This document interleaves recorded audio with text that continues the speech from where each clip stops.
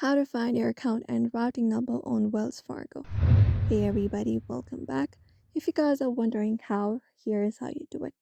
So for that, you can either go ahead and access the Wells Fargo website or even the application. You just need to head over and log in into your account, look out for your username and your password, use your credentials and sign in into your piece. And then once you are signed in here, you will be finding this kind of interface on the screen.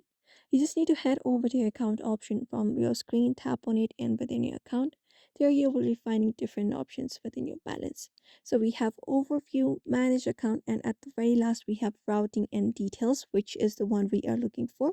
So you may head over to routing and details, and when you head over to that section, you will be finding account info section. Right under account info, you can easily find a section of account number and routing numbers. Routing numbers are basically direct deposit and electronic payments and domestic wire transfers.